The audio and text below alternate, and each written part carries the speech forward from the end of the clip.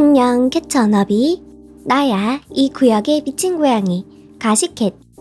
우리가 끝이야는 아직 끝나지 않았어. 사실 이 영화는 처음부터 논란 한가운데 있었지. 원작 소설의 가정폭력 묘사 방식부터 블레이크 라이블리가 릴리 블룸 역에 어울리냐는 의문, 그리고 의상 논란까지 개봉 전부터 캐티즌들 사이에서 말이 많았다고. 팬들은 곧 눈치챘어. 감독 겸 주연인 저스틴 발도니와 출연진 사이에 미묘하게 흐르던 어색한 분위기를 말이야. 게다가 블레이크 라이블리는 마케팅 전략으로 여론의 몸매를 맞았지. 꽃무늬 옷 입고 영화 보러 오세요 같은 문구는 특히 비난의 중심이었어. 그럼에도 영화는 박스오피스에서 꽤 잘 나갔어.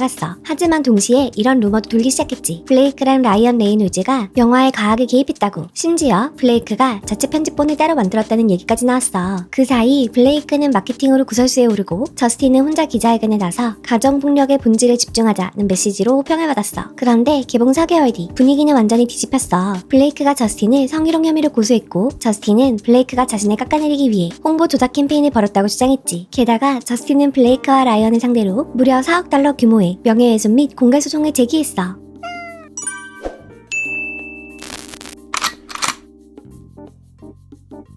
그 이후에도 상황은 점점 더 격해졌어. 블레이크가 남편 라이언 레이놀즈 그리고 절친 테일러 스위프트를 등에 업고 저스틴에게 압박을 가하려 했다는 저스틴 측 주장에 힘이 실리면서 블레이크는 또 한 번 여론의 몸매를 받고 있지. 이 치열한 법적 공방의 중심에는 뉴욕 펜트하우스에 있었던 한 차례 회의랑 그 후 주고받은 문자 메시지들이 있었어. 저스틴의 말에 따르면 라이언이랑 테일러 스위프트가 각본 수정 과정에서 블레이크 버전을 따르라고 자신에게 압박을 줬다고 해. 저스틴은 고소장에서 뉴욕에 있는 블레이크 부부의 펜트하우스에서 열린 회의를 언급했어. 라이언은 저스틴을 집으로 초대한 뒤 블레이크가 수정한 각본을 극찬했다고 하고 뒤이어 등장한 팝스타, 그러니까 테일러 스위프트로 추정되는 인물도 그 각본을 칭찬했다고 알려졌어. 그 만남 이후 저스틴은 블레이크에게 수정된 각본이 훨씬 더 재미있고 흥미롭다는 메시지를 보냈어. 정말 도움이 됐고 라이언과 테일러 없이도 그렇게 느꼈을 거예요 라는 말과 함께 윙크 이모지도 함께 보냈지. 그리고 당신은 여러 방면에서 재능 있는 사람이고 같이 작업하게 돼서 기뻐요 라는 멘트도 덧붙였어. 그러자 블레이크는 고마워요, 우린 이걸 함께 하고 있어요 라고 답한 뒤 이렇게 말했지. 나는 이 작품의 성공만을 바라고 있어요. 배우로서도 제작자로서도 작가로서도요. 당신이 성공하면 나도 성공하는 거고 그건 결국 영화의 성공으로 이어지는 거잖아요. 우린 같은 목표를 향해 가고 있고 난 이 일에 내 모든 걸 쏟아부을 거예요. 근데 더 큰 화제를 모은 건 그 다음 메시지였어. 언젠가 왕자의 게임을 보게 된다면 내가 왜 칼리시인지 알게 될 거예요. 나한텐 드래곤이 몇 마리 있거든요. 좋을 수도 아닐 수도 있지만 대부분 좋은 쪽이에요. 내 드래곤은 내가 지키는 사람도 함께 지켜줘요. 그래서 우리 모두가 이 멋진 괴물들의 혜택을 보게 되는 거예요. 당신도 마찬가지일 거예요. 내가 장담할 수 있어요. 여기서 말한 드래곤은 테일러 스위프트랑 라이언 레이놀즈를 비유한 걸로 해석돼. 그리고 칼리시는 왕자의 게임에 나오는 대표 캐릭터로 드라마 초반은 정의롭고 영웅적인 모습으로 사랑받았지만 후반부로 갈수록 상실과 트라우마에 말리면서 광기를 드러내고 결국 복수심에 사로잡힌 파괴자로 그려졌지. 그래서일까? 일부 캐티즌들은 왜 하필 칼리시냐는 반응을 보였어. 스스로를 칼리시에 빗댄 발언이 결과적으로는 자기를 권력에 취한 파괴자로 연상시킨 셈이니까. 또 다른 문자에서 블레이크는 라이언과 테일러를 가장 신뢰하는 파트너이자 댄스맘 수준의 스테이지맘이라고 표현했어. 참고로 댄스맘은 미국 리얼리티쇼 댄스맘스에 나오는 자녀를 스타로 만들겠다는 일념으로 엄청난 집착과 열정을 쏟아붓는 엄마들을 말해. 즉 라이언과 테일러가 자기 커리어와 프로젝트를 마치 매니저처럼 든든하게 모든 걸 챙겨주는 조력자라는 뜻이지. 그런 가운데 5월 9일 TMZ는 저스틴 측이 테일러 스위프트를 재판 증인으로 소환했다고 보도했어. 하지만 테일러 측은 곧바로 반박했어. 이 영화랑은 아무런 직접적 관련이 없다는 거였지. 테일러는 이 영화 촬영장에 단 한 번도 간 적이 없고 캐스팅이나 제작 결정에 관여한 적도 없어요. 음악도 받지 않았고 편집본을 본 적도 없습니다. 심지어 의견조차 낸 적 없어요. 이 영화는 일반 공개 후 몇 주가 지나서야 처음 봤어요. 왜냐면 테일러는 전 세계를 도는 역사상 최대 규모의 투어 중이었으니까요. 테일러가 유일하게 참여한 건 사운드 트랙에 My Tears 리코시의 사용을 허락한 것 뿐이에요. 그 곡은 무려 19명의 아티스트가 참여한 사운드 트랙 중 하나고요. 이번 소환장은 사실과는 무관하게 그저 테일러 스위프트라는 이름을 클릭 유도용으로 끌어다 쓴 전형적인 타블로이드 전략입니다. 블레이크 측도 피플을 통해 강하게 비판했어. 저스틴 발도니, 스티브 사로위츠, 그리고 그들의 팀은 성희롱과 보복이라는 중대한 사항을 타블로이드 오락거리로 전락시키고 있어요. 심지어 메디슨 스퀘어 가든에서 티켓을 팔아서 블레이크의 증언을 관객들이 보게 하자는 말까지 나왔어요. 전 세계 수백만 명에게 목소리를 전해온 테일러 스위프트마저 소환됐죠. 이건 분명한 법적 문제지 바너맨 베일리 서커스가 아니에요. 한 소식통은 피플에 이렇게 말했어. 스위프트 외에도 휴 잭맨이 증인으로 소환될 수 있어요. 유명세와는 상관없이 이 사건에 대해 무언가를 알고 있는 사람이라면 누구든 소환 대상입니다. 하지만 또 다른 소식통은 테일러와 휴는 이 사건에 대해 아는 바가 없다며 이번 소환 시도는 저스틴에 대한 비난을 피하기 위한 연막 작전이라고 했지. 참고로 라이언 레이놀즈, 블레이크, 휴 잭맨, 테일러는 그동안 여러 번 함께 있는 모습이 포착돼 왔고, 특히 테일러는 남자친구 트래비스 켈시가 소속된 캔자스시티 치프스 경기에도 이들과 함께한 적 있어. 이 사건이 벌어지기 전까지만 해도 테일러는 블레이크를 가장 가까운 친구 중 한 명으로 여겼지. 두 사람은 가까운 곳에 살았고 테일러는 블레이크 자녀들의 대모이기도 했어.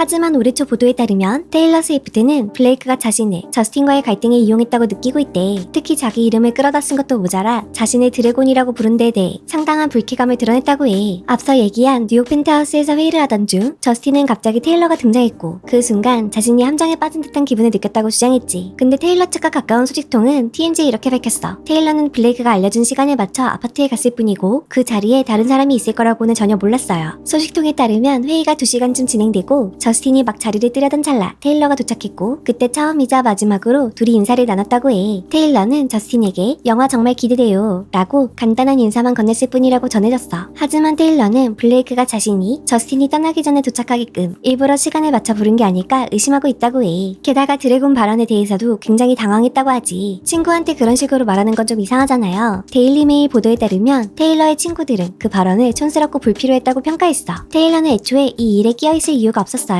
그달은 블레이크랑 라이언을 보러 간 거였고 회의는 이미 끝났을 줄 알았죠. 테일러는 지금 완전히 물러난 상태예요. 자기 이미지에 신중한 편이라 이름이 언급되는 것조차 싫어하고 있어요. 현재 블레이크와도 거리를 두고 있고 더 이상 이 일에 엮이고 싶어 하지 않아요. 그리고 하나 더, 소식통에 따르면 테일러는 최근에서야 블레이크가 예전부터 부적절하게 자신의 이름을 활용했다는 사실도 알게 됐다고 해. 예를 들어 한 젊은 여배우에게 테일러가 너를 캐스팅했어 라고 말한 적이 있었는데 사실 테일러는 그런 말을 한 적이 없다는 거야. US 위클리 측과 연결된 소식통은 이렇게 말했어. 테일러는 매우 불편해하고 있어요. 사건이 커졌고 블레이크와의 우정도 많이 어색해졌어요. 테일러는 블레이크가 저스틴과의 문자에서 자신을 언급한 것에 충격을 받았고 이 사건에 휘말린 것 자체가 굉장히 당황스러웠대요. 두 사람은 그 이후 한동안 연락을 하지 않았고 현재 테일러는 에라스 투어를 마친 뒤 남자친구와 함께 조용한 휴식을 보내고 있다고 해. 반면 블레이크 측에 가까운 소식통은 TMZ에 이렇게 말했지. 테일러는 자신이 이 사건에 깊게 개입된 것처럼 보이는지에 대해 화가 나 있었지만 이후 블레이크는 테일러에게 사과했고 둘은 진심으로 울면서 화해의 포옹을 나누었다고 해. 반면 US 위클리에 따르면 두 사람은 대화를 나눴지만 관계는 예전 같지 않다고 해. 블레이크와 테일러는 한동안 연락을 주고받지 않았고 그들의 우정은 이제 예전처럼 가깝지 않아요. 정기적으로 연락하지도 않고 있고 서로 간의 거리감이 생긴 건 분명해요.